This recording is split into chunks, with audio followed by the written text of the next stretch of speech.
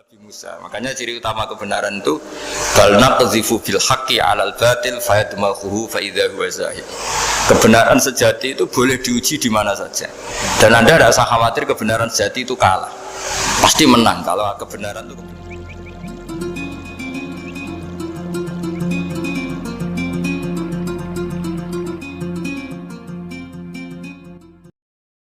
Bismillahirrahmanirrahim. Makanya Yasin bilang kul yuhyihal ladzi ansaha awwala marrah. Awwala marrah itu kamu harus berpikir ketika hubungan kamu sendiri dengan Allah zaman sebelum ada semua. Jadi misalnya alam raya ini, bumi sebesar ini, masa suatu saat terus hilang, hancur, nggak berbekas. Ingat saja, bumi ini mulai dulu ya nggak ada. Diadakan oleh kekuatan besar yang super ada, yaitu Allah Subhanahu wa Ta'ala. Nah di sini kenapa faham-faham ateis itu hilang di dunia, meskipun ada itu karena saking mungkin kurang peradaban. Makanya guru-guru kita mulai zaman Nabi Adam sampai sekarang itu cara berpikir sederhana. Bumi ini kadung ada, di mana-mana sesuatu yang ada pasti disebabkan yang lebih ada. Kan nggak mungkin bumi yang ada kemudian penciptanya itu udah ada. Itu kan ngajak goblok bareng gitu kira-kira gitu. Mosok sesuatu yang ada disebabkan oleh sesuatu yang tiada. Maka guru-guru kita ngajari pertama sifat Allah itu wujud. Karena ini wujud super atau kausa prima, terus kiai bilang wajibil wujud. Wajibil wujud terjemahan bawahnya ya wujud super. Karena wujudnya Allah itu yang mempengaruhi ya semua alam raya ini, dia harus di depan. Masa yang menciptakan di belakang. Makanya terus disifati qadim. Qadim itu harus lebih dulu atau awal. Nah, makanya ketika Fir'aun ngaku Tuhan itu cara membatalkan Nabi Musa itu sederhana. Kalau kamu Tuhan berarti baba kamu nggak ada Tuhan karena Tuhannya terlambat datang. Itu langsung. Oh iya ya, kalau ya kan berarti babanya dia tanpa Tuhan, kan Tuhannya baru kemarin, akhirnya baru diurus, akhirnya baru diurus itu Tuhannya ini. Makanya Fir'aun itu akhirnya Nabi Musa punya pengaruh besar di kalangan punggawa Fir'aun, karena ketika debat terbuka itu punggawanya dengar, akhirnya mereka iman sama Nabi Musa. Ini disebut wa qala rajulun mu'minun min ali fir'auna yaktumu imana. Banyak yang diam-diam ini iman karena logika Fir'aun jadi Tuhan itu gak masuk akal. Yang benar adalah Tuhannya Nabi Musa. Nah orang-orang ini itu ya dibilang nggak loyal ya pokoknya dia iman. Dan dia juga ikut rapat besok Musa tangkap. Karena mereka sudah iman sama Musa, terus sebelum eksekusi itu datang, ini datang ke Musa. Tadi malam saya ikut rapat, keputusannya Anda ditangkap mau dibunuh, jangan lari saja dulu. Jadi kan nggak bisa disebut pengkhianatan, kan ini orang baik. Jadi malamnya ikut rapat, besok Musa tangkap bunuh. Iya, Nabi Musa paginya sebelum itu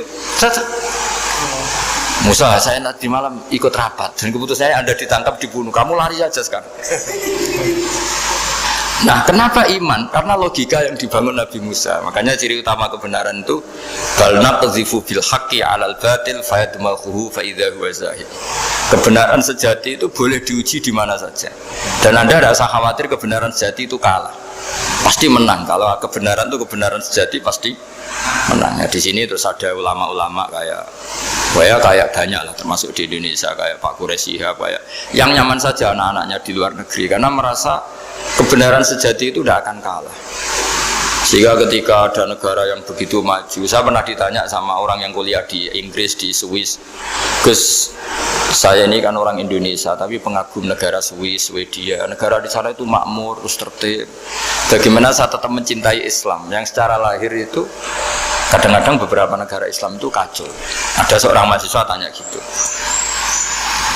Dia tanya cara ingat Allah. Ya membela Islam kira-kira gitu. Terus saya berita, tak kasih tahu dia.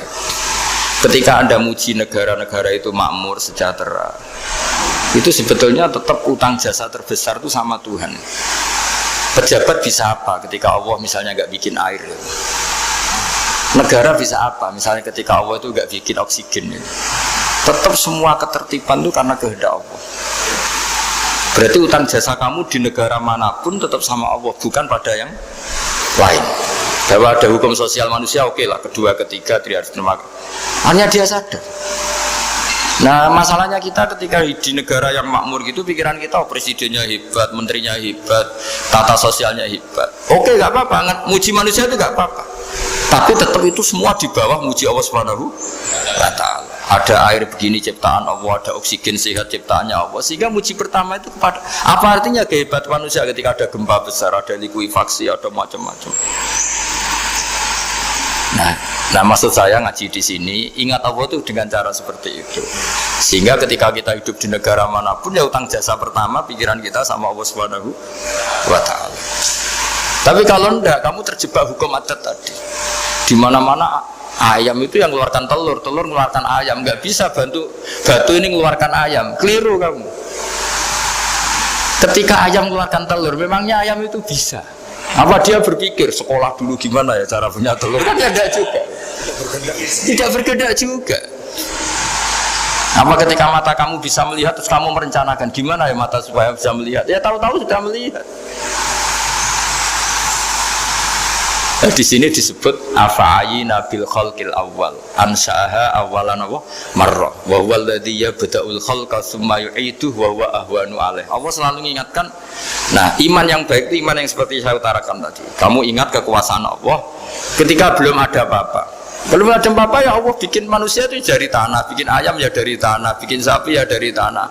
Bahkan semuanya dari ketiadaan. Nah, dengan iman seperti itu, nanti kalau kamu ngaji hadis Nabi bisa mengeluarkan air dari apa?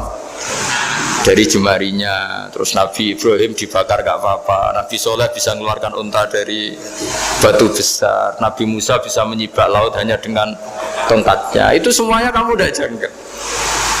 Karena tadi ingat bahwa kekuasaan Allah itu tidak terbatas. Itu cara iman yang benar. Sehingga nanti ketika kita mati juga gitu. Ketika kita hidup ya tidak bisa ngatur jantung kita, paru-paru kita. Pasti sama lah. Setelah kita mati juga tidak bisa ngatur. Yang hanya ngatur Allah Subhanahu wa Ta'ala. Hidup kita dalam kendali Allah.